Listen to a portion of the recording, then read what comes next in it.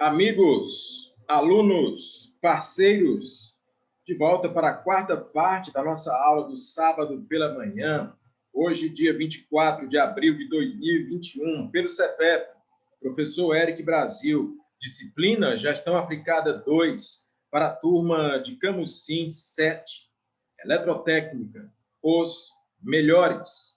Vamos dar continuidade, então, aos nossos conteúdos e falávamos no bloco anterior de fluxograma e explicamos que o fluxograma ele também pode ser representado de forma gráfica, não é?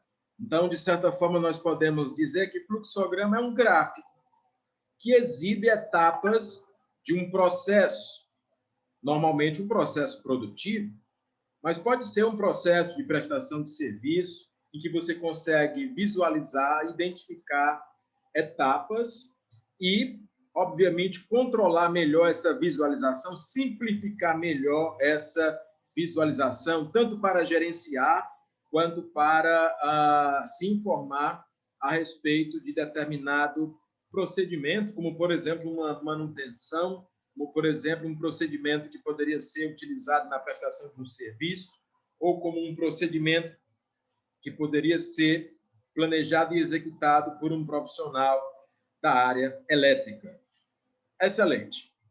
Dentro do nosso exemplo de fluxograma, nós trouxemos aqui, elencamos etapas, né, de um processo específico, mas esse processo, como eu disse antes, ele poderia ser identificado como um processo da produção do leite longa-vida, a produção de um automóvel, ou simplesmente a prestação de um serviço, a execução de uma ordem específica, né? Tudo isso pode ser exibido através do fluxograma. Lembre-se de fluxo, de movimento, que aí você vai lembrar que o fluxograma é um gráfico que exibe as etapas de um processo. Ainda dentro do nosso estudo, dentro da nossa programação de aula, nós vamos abordar a chamada administração científica. Até então, nós falamos de gestão aplicada, de administração, até de revolução industrial, alguns conceitos. Mas hoje, nós trazemos aqui algo que é fruto da revolução industrial, que é fruto dos conceitos que nós já exibimos, mas que aprofunda um pouco mais. A chamada administração científica coloca a gestão, coloca a administração num patamar mais profissional, mais científico, como o próprio nome autoexplicativo afirma. A administração, a gestão não é apenas uma questão de opinião, não é apenas uma questão de achismo. A administração ela pode ser, sim, profissionalizada com métodos. E existia um cidadão chamado Taylor, Frederick Taylor, que é o mestre do Ford, mestre do Henry Ford. Frederick Taylor foi um engenheiro, também um administrador, que aplicou a engenharia e seus métodos à administração. Então, nós temos aí a chamada engenharia aplicada, um pensamento bem quantitativo, bem metódico, que geralmente os engenheiros têm, seja o engenheiro mecânico, o engenheiro civil, o engenheiro eletricista, o engenheiro de produção, não é? Trazendo esses métodos para a administração também. E aí nós temos o chamado Taylorismo, que é basicamente a mesma coisa do Fordismo, aquele sistema que você já conhece, né? Que leva em consideração a produção em massa, a produção em série, a economia de escala, a busca da eficiência, mas tem uma expressão que nós... Revolução Industrial, né, professor? Tem muito a ver com a Revolução Industrial, Adriano, e com as consequências dela, não é? E tem uma expressão aqui que nós atrelamos à administração científica, que alguns aqui até já conhecem. É a chamada the best way, do inglês. A melhor forma, o melhor jeito, a melhor maneira de fazer alguma coisa. The best way.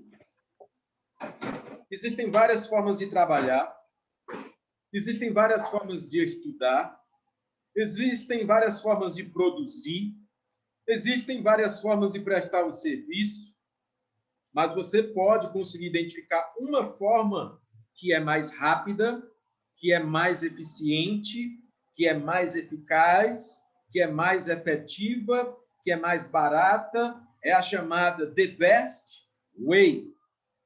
O professor me dá um exemplo disso.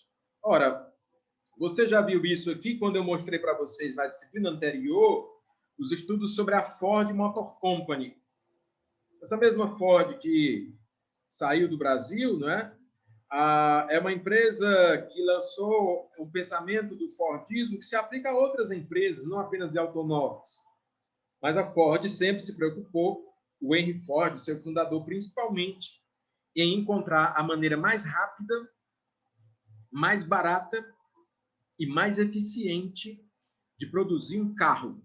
Muitas empresas já sabiam produzir automóveis, só que levavam muitos dias, gastavam muito dinheiro, e nem sempre o projeto conseguia ser executado da maneira como ele queria.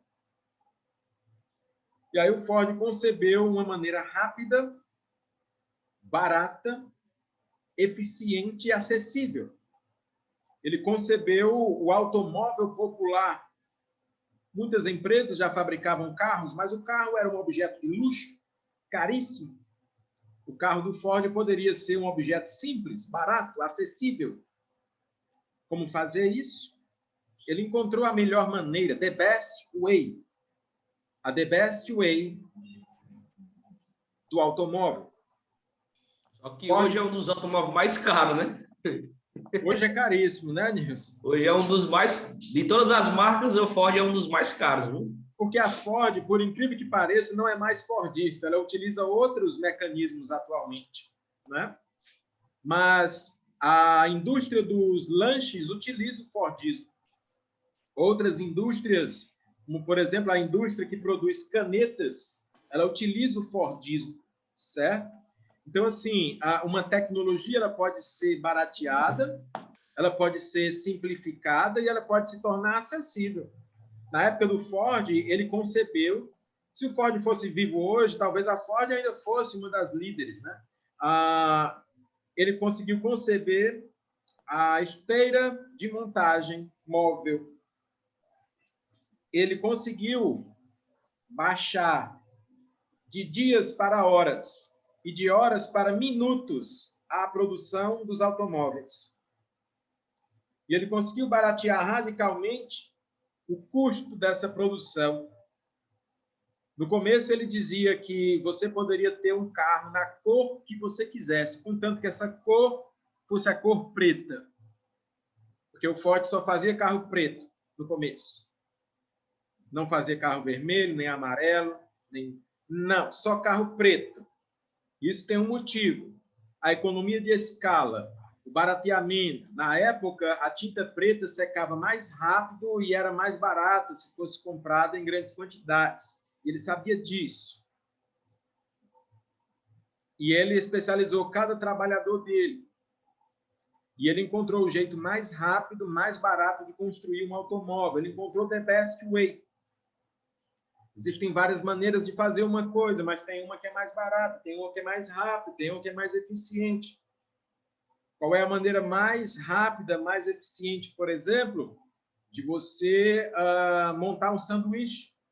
Existem várias maneiras, tem gente que demora, tem gente que não demora. Mas empresas como McDonald's, Burger King, Bebelu, têm técnicas e métodos científicos, inclusive, para entregar o lanche do seu cliente. Estabelecem metas e prazos. O lanche não pode demorar mais do que tantos minutos. E ele tem que ser montado conforme algumas especificações. E ele tem que ter uma qualidade determinada. Isso é the best way.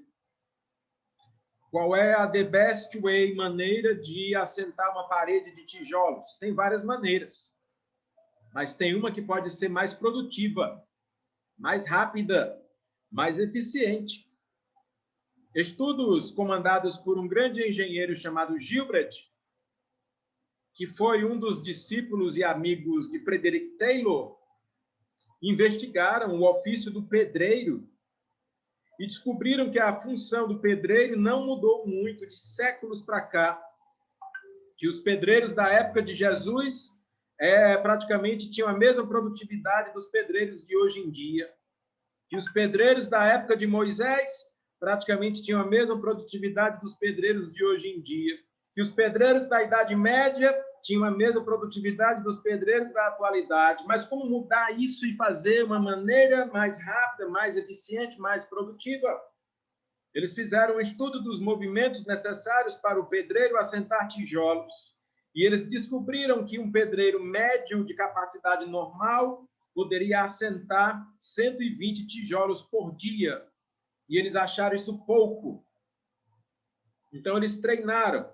Então, eles identificaram quais são os movimentos necessários e quais são as práticas reais. E conseguiram treinar um pedreiro para produzir, para ter uma produtividade, para ter um rendimento de 360 tijolos assentados por hora. Eles conseguiram multiplicar assustadoramente a produtividade desse tipo de operário, baseado num estudo científico de tempos e métodos, de tempos e movimentos. Isso é a administração científica. Ninguém acreditava que um pedreiro comum pudesse assentar tantos tijolos. Um pedreiro comum mediano fazia 120 por dia. Um pedreiro treinado, conforme os métodos científicos, pode fazer 360 tijolos por hora. A produtividade, o ganho de produtividade é assustador. Isso é administração científica. Então, por exemplo, quando o Zezinho da esquina produz um sanduíche, o sanduíche pode ser saboroso. O sanduíche pode ser procurado pelos clientes. Mas será que o Zezinho consegue produzir ao mesmo tempo 100 sanduíches saborosos, procurados pelo cliente e vendendo ao mesmo tempo? A administração científica consegue esse milagre, entre aspas, milagre. É um método. Empresas que trabalham no volume, barganhando o preço, inclusive, dos insumos de produção, treinando seus funcionários, estabelecendo uma metodologia uniforme, padronizada, conseguem oferecer ao mesmo tempo 100, 200, 500, até 1.000 sanduíches com as mesmas características, encontrando aí o seu the best way, a sua melhor forma, o seu melhor jeito, a melhor maneira, a maneira mais produtiva, mais rentável e de menor custo para se produzir alguma coisa. Assim faz a indústria das canetas, assim faz a indústria dos smartphones, assim faz a maioria das empresas modernas. The best way, a melhor forma, o melhor jeito. Às vezes nós conseguimos encontrar essa forma para nós mesmos, nas nossas vidas pessoais, não é? Qual é o melhor jeito de você aprender ou desenvolver um conhecimento? Cada um tem o seu tempo, o seu time, o seu jeito, a sua maneira, mas qual é a melhor para você? De repente, você consegue encontrar um jeito, um método, uma técnica, the best way. E dessa forma, você se torna mais ágil, você se torna mais competitivo, você se torna mais dinâmico. E isso é administração científica, certo? Alguma dúvida, pergunta ou comentário, meus amigos? Não, senhor. Tranquilo até agora. Ótimo. Então, vamos prosseguir. Dentro da administração científica também existe tipo de motivação chamada de motivação do homo economicus. Essa expressão em latim significa o homem econômico, o homem baseado nas recompensas materiais. O Diogo Pessoa, digamos, ele tem um salário de R$2.000. E aí eu digo assim, Diogo, eu vou aumentar o seu salário para R$5.000 por mês. Você vai ficar feliz? Vou sim. Ótimo. Isso é a motivação do Homo econômicos, certo? Pensando em estabelecer uma melhor remuneração para você, maiores benefícios, melhor condição de recompensas. Nesse tipo de motivação, a administração não está tão preocupada com a pessoa em si, mas ela está preocupada com os resultados, por isso ela remunera melhor. Eu já disse aqui para vocês que o Ford, lá na época dele, ele pagava mais do que o dobro da remuneração normal. Então, Ford era ruim, Ford era autoritário, Ford explorava as pessoas, mas todo mundo queria trabalhar na Ford, porque ele pagava bem, né? Isso é um tipo de motivação, a motivação do Homo econômicos. O cara diz assim, não estou nem aí para você, não quero saber de nada, não venha com reclamações, mas eu te pago bem, te pago em dias e vou te pagar mais do que a média do mercado. Você está feliz agora?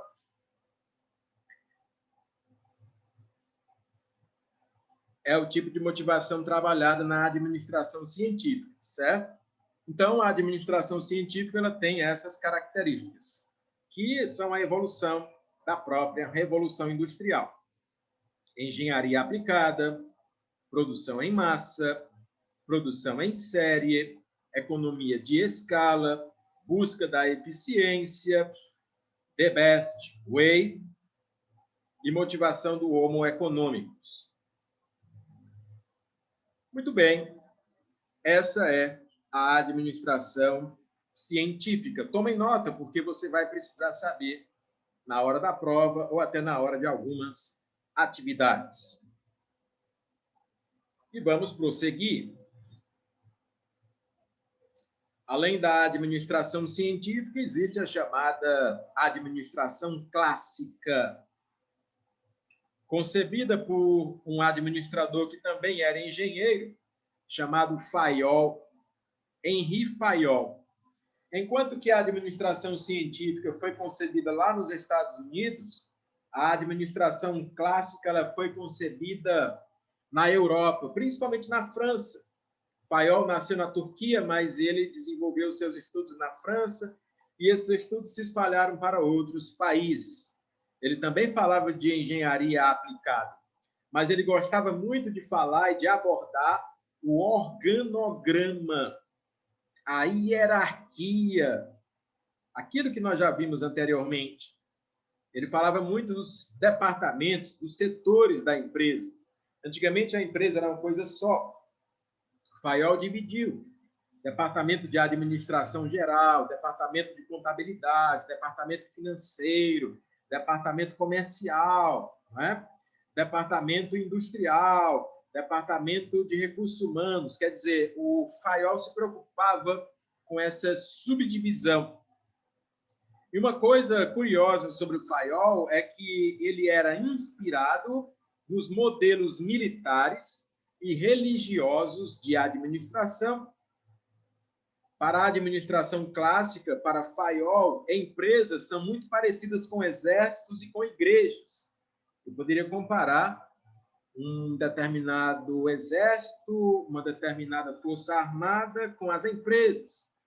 Eu poderia comparar determinada estrutura religiosa, determinada instituição religiosa com os parâmetros empresariais.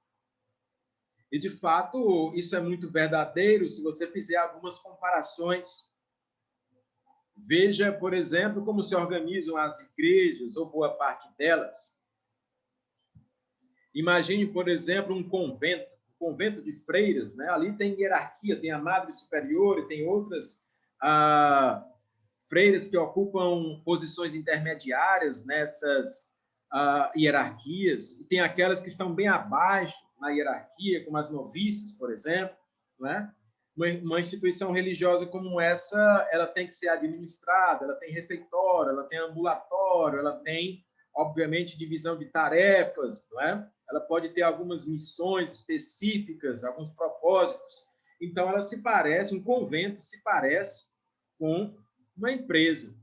Assim como uma instituição grandiosa, religiosa, seja evangélica, seja católica, ou seja de outra religião, pode também ter essa estrutura. Veja, por exemplo, a Igreja Adventista, né, que é muito bem organizada e administrada. Veja, por exemplo, a Igreja dos Santos dos Últimos Dias, que também é muito bem organizada. Veja como se organizam bem as Testemunhas de Jeová, ou veja, por exemplo, como é organizada a Assembleia de Deus, ou verifique, por exemplo, a organização antiga, mais criteriosa da Igreja Católica, que sobrevive há milênios, há séculos de história. Perceba que há aí muitas semelhanças com a administração de empresas, o gerenciamento de empresas. As igrejas também precisam se planejar, organizar, dirigir, controlar os seus recursos, senão elas podem ir também à falência, né? Muita gente questiona a questão do dízimo, das contribuições, mas as igrejas, vistas do ponto de vista organizacional e empresarial, também operam com a captação de recursos, não é? Operam com as suas missões, com seus propósitos. As empresas se preocupam em ampliar o número de clientes e as igrejas, a maioria delas, se preocupa em ampliar o número de fiéis. As empresas têm missões específicas, né? Por exemplo, aumentar o faturamento. As igrejas também têm suas missões específicas, como atender mais demandas, por exemplo, sociais ou de conforto espiritual. As empresas têm símbolos, marcas, as igrejas também podem ter seus símbolos e marcas. As empresas têm seus fardamentos, seus paramentos, muitas igrejas também têm. Então, existe, de fato, uma preocupação logística nas empresas, nas igrejas também, isso pode ser verdadeiro. Há uma semelhança. E há uma semelhança também com as Forças Armadas, sejam elas de exércitos antigos ou modernos. Imagine que um determinado exército também tem hierarquia, escala de poder, escala de importância, também precisa de suprimentos, também tem missões, não é? Também precisa planejar, organizar, dirigir, controlar. Imagine que você precisa garantir o suprimento e abastecimento de munições, de medicamentos, não é? E de outros insumos necessários para o combate. As empresas também precisam fazer isso. Imagine que nos exércitos também existem símbolos, existem também marcas características nas empresas também, ou missões, e enquanto que o exército tem a missão de defender ou conquistar determinado território, as empresas têm a missão de defender ou conquistar novas fatias de mercado. Então, há aí toda uma inspiração nesses modelos ditos militares e ditos também religiosos. Se você, por exemplo, fizer uma visita no 23BC aqui em Fortaleza, você vai observar que o coronel comandante de lá, ele é um bom administrador, né? Então, aí, o 23BC, ele pode ser comparado com uma espécie de empresa, entre aspas, né? Porque algumas técnicas que ele utiliza lá poderiam ser adotadas em algumas indústrias, em alguns comércios, em algumas prestadoras de serviço. Claro, de maneira adaptada. Faça uma visita a uma igreja bem organizada, independente da sua religião, mas vá para uma unidade da Igreja Batista, por exemplo, e veja como eles são bem estruturados, certo? Veja, por exemplo, como é interessante a arquitetura da Igreja dos Mórmons, né? Que praticamente os seus templos seguem um padrão, independente do local onde eles estão, você sempre vê uma arquitetura muito parecida e muito bonita até, né? São prédios pontiagudos, geralmente cercados de gramados verdes, não é? Uma área bem acolhedora, muito bonita, e isso obviamente, bem administrado e pode ser assemelhado com o que nós fazemos nas empresas, certo? Observe, por exemplo, a longevidade da Igreja Católica, independente de você ser católico ou não, ou de ter religião ou não, mas a Igreja Católica ela tem um mérito de ter sobrevivido durante muitos séculos. A Igreja Católica tem aproximadamente uns 1.700 anos de existência. Qual é a empresa, né, que dura tanto tempo? Não é? O sonho de qualquer empresa é ter essa longevidade. Como é que ela consegue sobreviver à mudança do tempo, à mudança dos governos? A Igreja Católica foi criada durante o Império Romano. O Império Romano sobreviveu 1000 anos, mas se acabou, e a Igreja sobreviveu. Não é?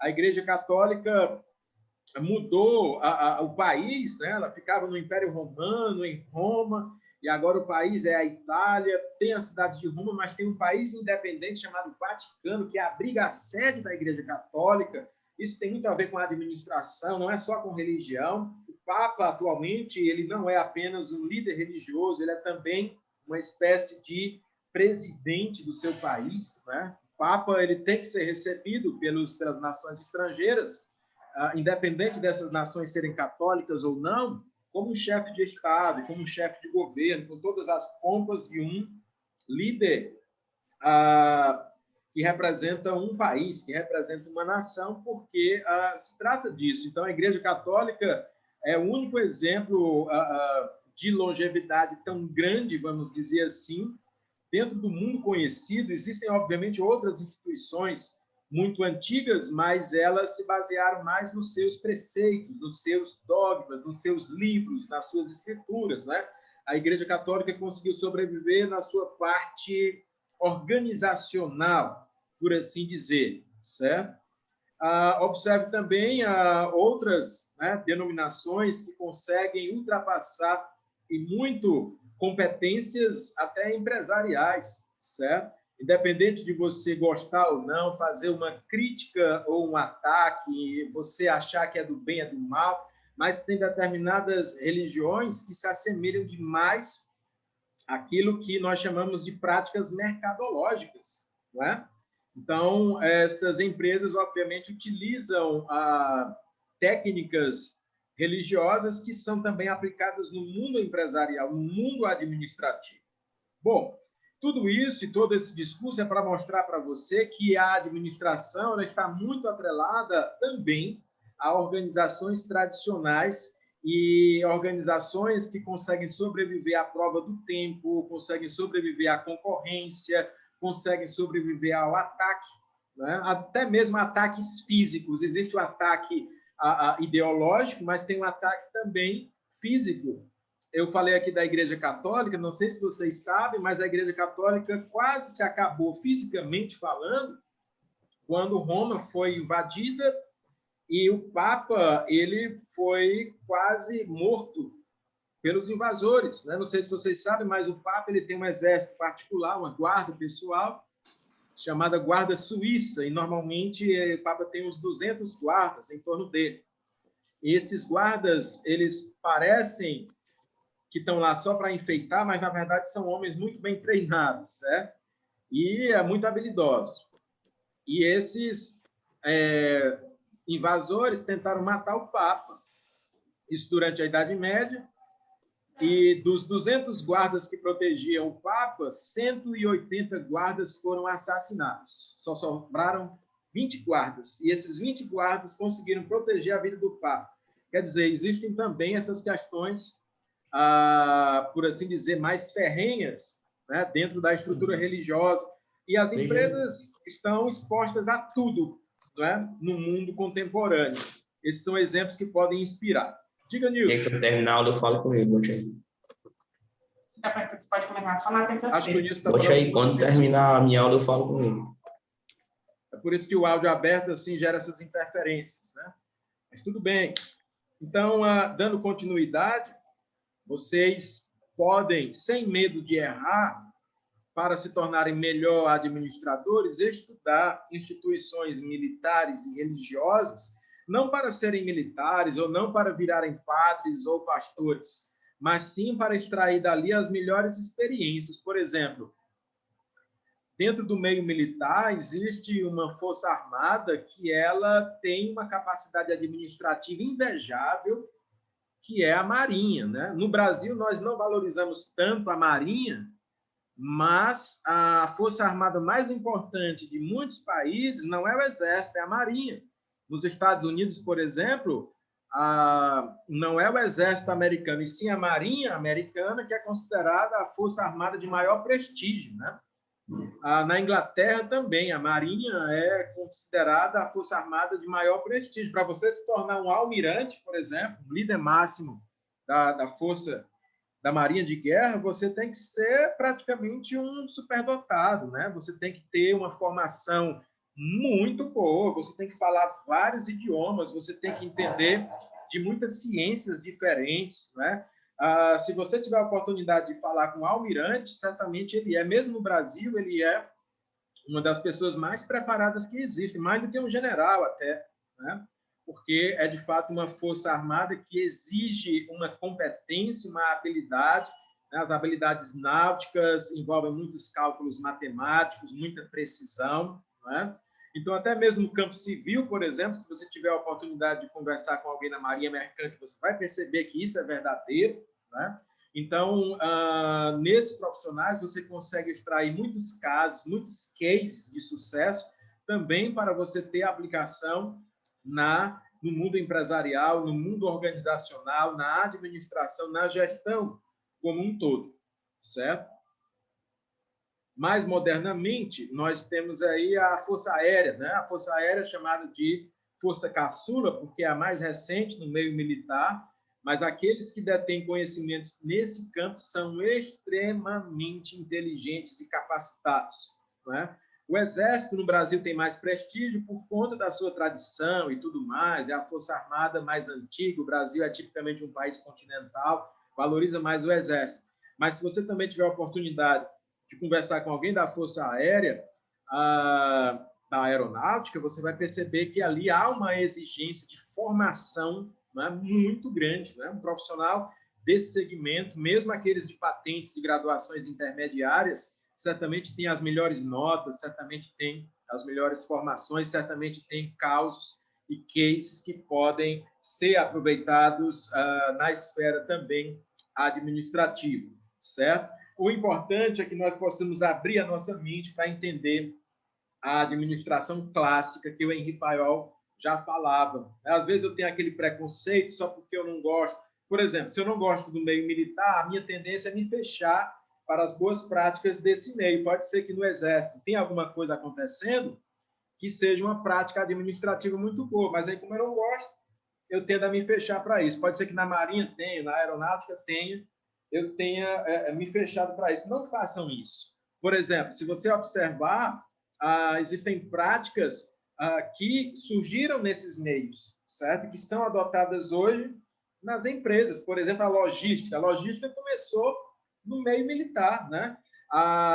O dia da logística, por exemplo, é o chamado dia D. O dia D é o dia do desembarque dos soldados aliados nas praias da Normandia durante a Segunda Guerra Mundial. Por que é o dia da logística? Porque foi o dia em que a humanidade teve que se organizar com tropas de vários países diferentes, falando vários idiomas, com vários navios, com vários veículos de combate, com vários aviões, com vários paraquedistas, com vários suprimentos de armas, de alimentos e de insumos, para que pudessem vencer o inimigo nazista. Então, ali é considerado o dia da logística, certo? Então, uma prática que hoje as empresas elas estudam para poder aplicar também nas suas operações, sejam essas operações, não obrigado a ser operações militares, hoje são operações civis. A própria internet ela foi criada no meio militar, né? Então, hoje ela tem uma aplicação totalmente civil, certo? E se você for, por exemplo, estudar a indústria aeroespacial, empresas hoje